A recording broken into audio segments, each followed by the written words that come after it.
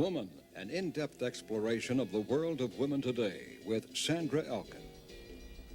Good evening and welcome to Woman. This week we're beginning a mini-series on the image of women in the media. Tonight we're going to take a look at women in films. With me is Marjorie Rosen. Marjorie is a film critic, journalist, and author of Popcorn Venus, Women, Movies, and the American Dream. Also with me is Midge Kovacs, coordinator of the now Image of Women in Film Taskforce and a member of the United States Commission on Women and the Media. Welcome to both of you. Thank you. Hi, Marjorie, Sandy. Have you seen any good movies lately? Well, I've seen a lot of movies lately. Good, no. Yeah, I mean, speaking about women in movies, it's really depressing when I think of what I've seen recently. Two films come to mind that did have women in them, which is kind of a rarity, which I suppose we'll talk about here. One of the films was the film called I Will for Now, which starred Elliot Gould and Diane Keaton. And another was a film called The Duchess and the Dirtwater Fox, which is a Melvin Frank film which 20th Century Fox just released. And these films have a great deal in common in that they're sex comedies using women kind of as the butt of like a dirty joke. It's kind of a modern dirty joke. And I Will for Now, Diane Keaton is a frigid wife who goes to one of these sex clinics with her husband, and it's kind of like a throwback to the Doris Day comedies of the 50s, except whereas the Doris Day comedies were really kind of tasteful and very humorous. I mean, this film is absolutely vile and vulgar and disgusting and revolting and has absolutely nothing to recommend it, including a kind of an ancient attitude about women and sex. The second film, The Duchess and the Dirtwater Fox, stars Goldie Hawn, and the running joke through that film regards her pasties. You know, her little burlesque pasties that keep dropping out of her outfit when she disguises herself as a duchess in the Old West in order to marry some Mormon. Well, anyway, I mean, it's very depressing. Goldie Hawn is a very popular kind of actress that I think that male producers like to cast a great deal. She's like a modern Betty Boop. Exactly. I've heard you both say, and read what you've both written, that you feel very strongly that movies are the disaster area in the media as far as discrimination against women is concerned. Absolutely, Sandy. I've been observing the media for about 6 years, you know, in the Now Task Force on the Media. And it seems to me that television has begun to reflect the changing role of women, whereas films have absolutely gone in the opposite direction, have wiped out any sense of change that the American woman is going through. It's a very fascinating thing, I think, for sociologists to study. Yeah, and real depressing. We brought with us a Manhattan movie clock. Oh, yeah. And this just gives you an example of the films that are around today. Now, listen to this. Seven Beauties, that's a film that's about a man. The Sunshine Boys, The Adventures of Sherlock Holmes' Smarter Brother, Taxi Driver, Lies My Father Told Me, Tommy, Dog Day Afternoon, Barry Lyndon, Michelangelo and David, Give Him Hell, Harry, The Man Who Would Be King, and so on and so forth. The only films on the boards right now that have women in them are Grey Gardens, a documentary about the Beale sisters, The Story of Adele H., which is a European film from France, My Michael, which is a film from Israel, and it is about a woman, and a release of Funny Lady, and that's it. It does seem a little biased. We are the vanishing species in film. It's certainly on film. And as far as the Academy Awards this year, it's an embarrassment, isn't it, really? Yeah, it really is. I mean, when there aren't enough women to be nominated, and the Academy sees fit to elevate women who should have been nominated in supporting actress categories, such as Louise Fletcher for One Flew Over the Cuckoo's Nest. Well, I mean, that really tells us that things are in pretty bad shape when there are not 5 reasonably large, reasonably well-acted performances by women. And the women of the Screen Actors Guild are truly embarrassed by this situation. It's, you know, it hardly shows them in a fine light. I understand that some of them refused to vote this year. Yes, Ellen Burstyn has said that. She refused to vote. Well, Marjorie, it hasn't always been this bad, has it? No. I mean, there was a time in the 30s and 40s when women were top box office stars, women were getting leading roles, they were portrayed as strong women. Oh, absolutely. I mean, in the 20s also, Clara Bow, Joan Crawford. In the 30s, in a sense, all kinds of women were top box office. You had Marie Dressler, who was not your, you know, your average pinup. You had Shirley Temple, who was not yet your average pinup. You had Garbo, Dietrich, Sonia Henney, and all those wonderful comedians of the screen, Carol Lombard, Irene Dunn, and so on and so forth. In the 40s, you had Betty Grable, who reigned for 13 years as America's top box office heroine, and who was single-handedly responsible for pulling 20th Century Fox, you know, out of the dumps and into the profit-making money department. Were there women writers then also? Oh yes, many women. Yes, writers. there More were than fine now? writers. Oh, absolutely, Yes. absolutely. Yes. Very few women directors, but many women who were writing, who were doing scenarios, screenplays, from the beginning of films. I mean, when films first began, you know, it was not your classiest medium, and they took material from anybody. Right. And anything. And we had Dorothy Arzner, who directed fine films for 3 decades in Hollywood. Yeah, see, some of these names are names, especially the women writers, are names that most of us have never Yes, heard they are before. lost, as much of women's history is lost to us, but we are rediscovering them. There are women's film festivals taking place all over the country, and we are seeing some of the fine films that these people directed and wrote. Yeah, I really have a theory that, you know, when the movie industry became a big money industry, which was in the mid-20s, that's when the women started getting exercised from their creative roles. That's when you stopped hearing about them, when the doors closed. A lot of women directed films at the beginning, kind of surreptitiously. Natsimova was one of them. Mabel Norman. Before it was a status. Right, too. exactly. And only in the last few years have we even been made aware that Dorothy Arzner directed 15 feature films during Hollywood's most important, you know, most prosperous period. Midge, you make another connection about when the kind of change began. Yes, well, what I see is that we began to see the male buddy movies in about 1968, I believe that was. And interestingly enough, that was really the start of the second wave of feminism in this country. In other words, women were coming into their own, discovering many different options and roles in their lives. And just as that was happening, women were being wiped off of the screen. And with the advent of the male buddy movies, we began to see women as adjuncts, as hookers, as prostitutes, as very much secondary characters to these male central characters. Well, were there no hookers, prostitutes, etc. in the 30s and 40s in movies? Oh, there were always hookers and prostitutes in movies.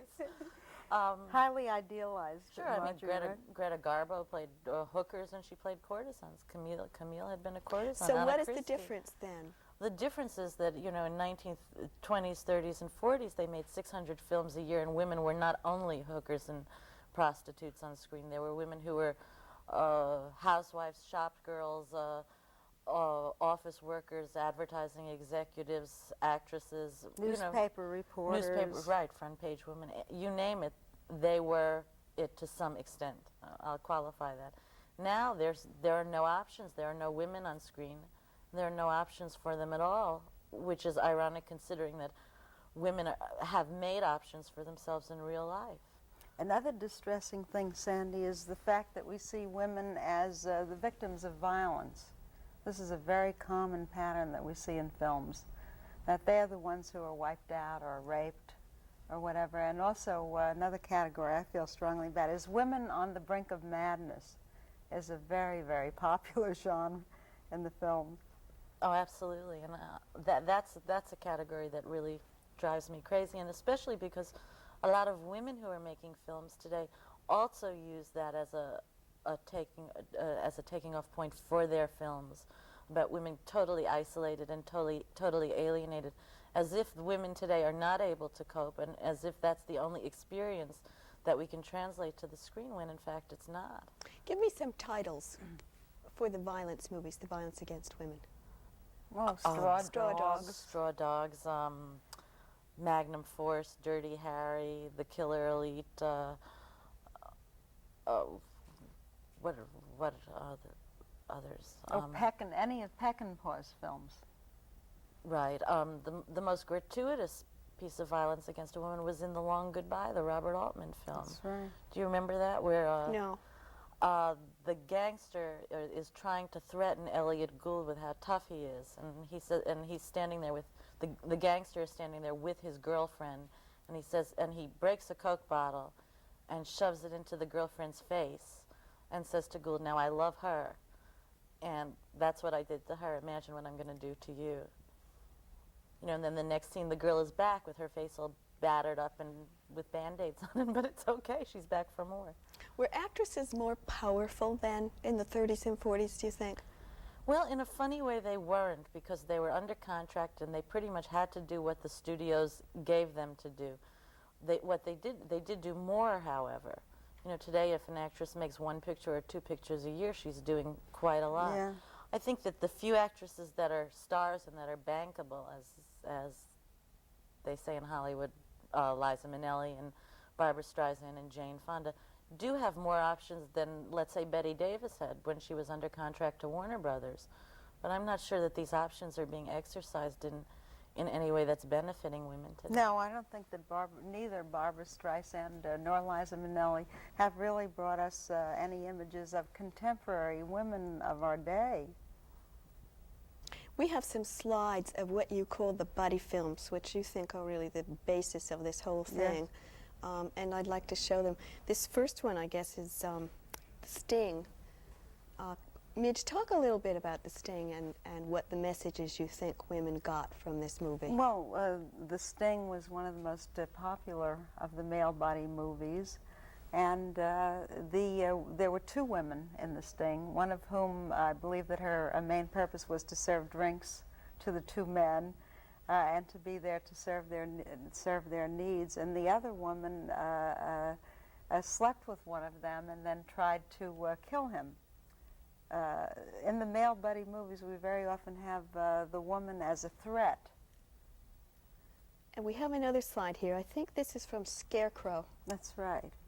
This was a male odyssey, a road film that we've had many of. 2 men and their adventures as they travel across the country. Is it your opinion, Marjorie, that there's a homosexual message in these films? Oh, absolutely, absolutely. I mean, the woman is unnecessary. I mean, the men have each other, and they have their guns, and I really think that the gun is an extension of the penis. Yes. Speaking of guns, this slide is from Cops and Robbers. What was that movie, Marjorie? Cops and Robbers. Yeah. If I remember correctly, it was a movie where these 2 cops decide to hold up a bank. Is that what it was, Midge?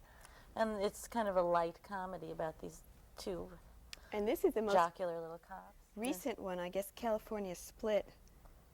And another of It was the a buddy gambling, movies. yeah. It was a gambling situation. Again, the two male buddies. You know, and the only movie about 2 women that I can think of in the last 10 years, the last decade, has been a French movie called Celine and Julie Go Boating. In America, they just wouldn't do a movie like this.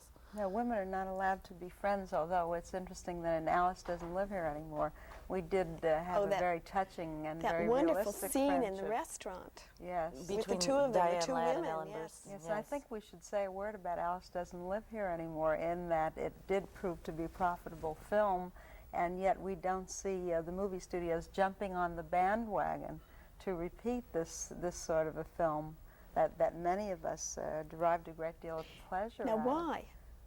Because it's my own feeling that the male studio heads do not relate to the changing role of women, do not feel comfortable with it, do not see the many possibilities that we know that exist in developing such stories. What about the male stars? I mean, are they about to allow themselves to be taken over by women's scripts? I mean, they must... No, not at all. And the male stars have their choices these days. Not at all. I mean, they can make whatever kinds of movies that appeals to them, and I suppose it's just natural for male actors and directors and producers to gravitate toward whatever kinds of fantasies turn them on, which are pretty much little boy fantasies. I mean, it goes back to the Great American Train Robbery and those early movies. I mean, they're still playing fireman and cowboy. That's right.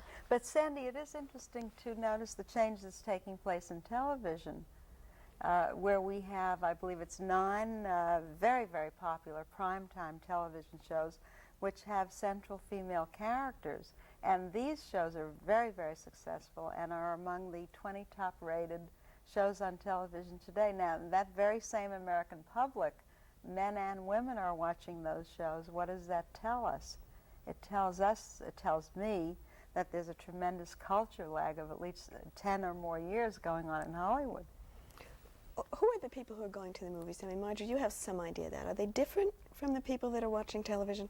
Well, according to Alan Hirschfield, the president of Columbia Pictures... And you're going to take his word for this, right? Well, it does make sense to me that movies are being made for young men between the ages of 18 and 30, and that television shows are being programmed for women between the ages of 18 and 49. Those statistics make sense to me. I mean, the man isn't lying. That's who he thinks goes to the box office. That's who he thinks, paid $100 million to see Jaws in the first 5 months. I think we can look askance at some of that research, Sandy, because I have seen research that shows that women prefer to see women on the screen and men prefer to see men. But isn't it natural? We relate to something that we know something about. I think there's some research that's being largely ignored by the male studio heads. Yeah, but I think that the difference is, and this isn't defending their choices, the difference is that women are socialized so that they will go and see men on screen and they will enjoy it and they will fantasize about it. I mean, a woman can go and see a war movie, or she can go and see Straw Dogs out of curiosity. I don't think that men, and I don't think that the studio people think that men will go and see women's pictures. But Marjorie, where are the choices? Many of the women I know are just don't go to the movies anymore.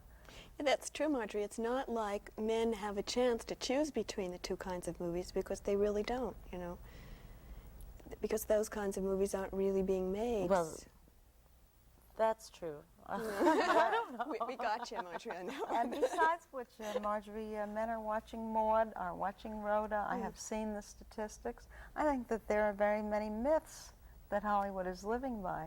I just think that if there's a couple who has to hire a babysitter and spend $25 on a Saturday night, including their movies and their dinner out to go to a movie, and I think that the man would be much more difficult about his selection of which movie to go to. And I don't think he would be as anxious to see Alice Doesn't Live Here anymore as he would be to see the Hindenburg, for instance. Now, I'm going to play the devil's advocate. Suppose that we had, and there are many fine young actresses, Katharine Hepburn types, let's say, who had a really great movie, as were the movies that Katharine appeared in. I believe that family would take themselves out and see it. I think that there's a paucity of imagination that's taking place, a sterility in Hollywood. Oh, I agree totally, absolutely. The only way to find out is to hope that they would begin to make those kind of movies, and then we Well, would be able to it's know. a real catch-22 situation. Okay, what? I mean, you've painted this. As an activist in this area, I believe that we have to do more than hope. I believe that we have to do, as now is doing, stockholder actions recently against... Let's talk about that a little bit. Sure. What are the stockholder actions Well, exactly? when you own stock, you can do a resolution, and now called for resolutions with Paramount and Columbia, asking for women on the board of directors. We need women in decision-making capacities there, asking for an improvement in the image of women in the film product, and asking for enforced affirmative action programs so that women are advanced to become vice president, to become studio heads, and what have you. We are getting male-related films because we are having men make movies and make decisions about those movies. So we're Well- doing some of that. We would also like to see the women of America write to the film companies in Hollywood. You don't even need the address to say how you feel about a movie that shows violence against women or shows women as dum-dums, ridiculous, trivial. We must not be passive about this. The films are still a major mass communications media, and they do affect people's opinions about women, and we must not sit back and let this continue to happen. You said violence, and I guess we have to talk about the movie that is causing so much commotion. Snuff. Snuff, Yeah. all over the place, and I hate to, give it more publicity, but I really am curious to know what you feel about Snuff. Well, I didn't see Snuff, and I won't go see Snuff, and I'm sorry we're giving it publicity, and I wish that Right. people wouldn't pick at it because it's just not worth their energy. I think they should let it sit in a big empty movie house so that everybody connected with it loses a lot of money. Okay. No, quite I think you seriously, did I it. think that the publicity, I mean, everybody's got prurient interests, right? And I think that the publicity only makes people curious to go out and, And I think that's enough said about Snuff. All Right, right. I'd like to try and talk some more about about why more movies with women aren't being made, and I think one of the reasons is that writers are not writing in part for women. They're not writing the kinds of scripts that include women, and I think one reason they're not writing the kinds of scripts that include women is because they know that they won't sell because they can't get the stars to do them. I mean, I was told by an agent recently that not only do male stars now choose whatever they want to do according to whatever property interests them, now they want to be in every single scene. I mean, the star of a film isn't content with being in 3/4 of it or half of it or sharing a film for the sake of the storyline. I mean, the play is not the thing anymore. Yes, and while that's happening, Roger, I think that we should talk about the women filmmakers. The There's a independent women tremendous filmmakers. renaissance taking place in independent women filmmakers.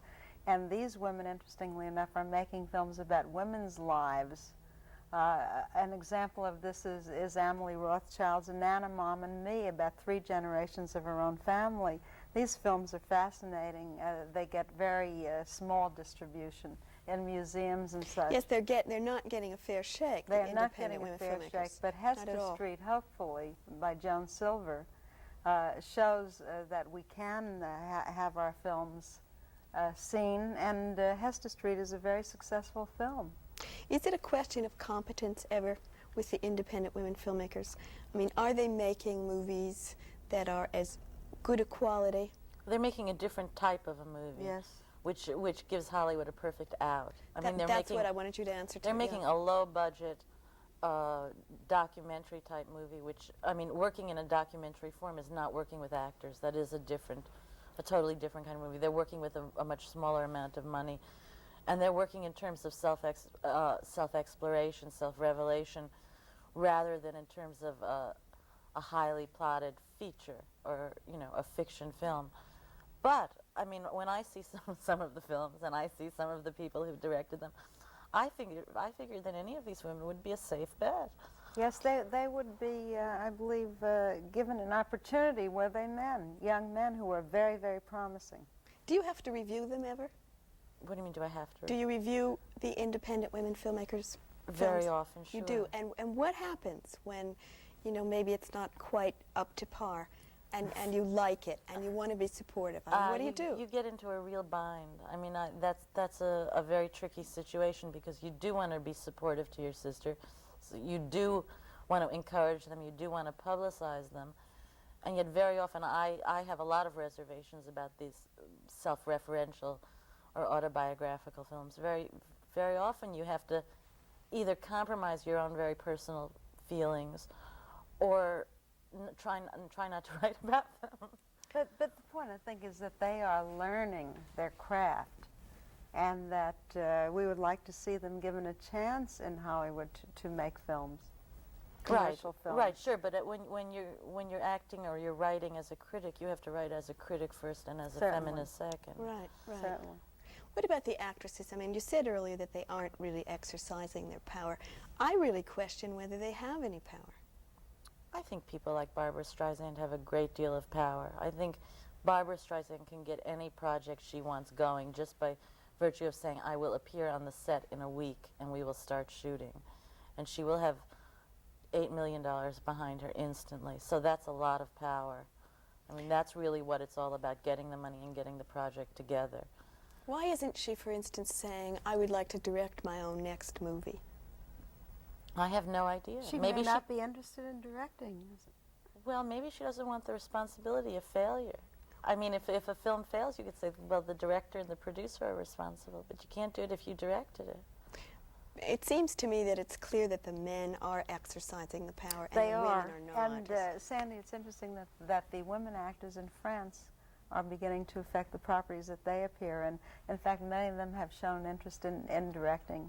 Jean Moreau is directing a film right now. Yes, great deal happening there. As usual, Europe is way ahead of us in Yeah. their film Right. development. You know, last year at Cannes, it's interesting, Delphine Seyrig, who's a very well-known French actress who was in last year at Marienbad, appeared in 4 films at that festival alone, and at least 2 of them were by women. And the French actresses really, you know, support each other by appearing in films of their sisters, and it's a very nice. They have a very unified way of working within the French industry.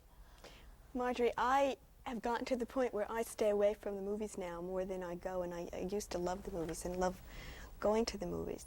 Is there something, can you give me 2 or 3 films quickly that women can go to and not be offended? Is that possible? Do women have to be in them? No, All the President's Men, I think, is a very good film. Wait a minute, that's going to be there are no women in that's it. going to be the super buddy film of all time. No, it's not. It's a very good film. Aside from that, where I can be sure that you won't be offended, there's a French We have film. 10 I don't know. seconds. Called French Provincial, which is a very interesting film. All right, I'll try to see that. I pass Marjorie. on this answer. You failed that, Marjorie. Occasionally, there's a very humanistic film such as Harry and Tonto Right. that will show up that you know one would wish to see. Thank you both for being here. Thank you for watching. Next week, we're going to take a look at the image of women in television.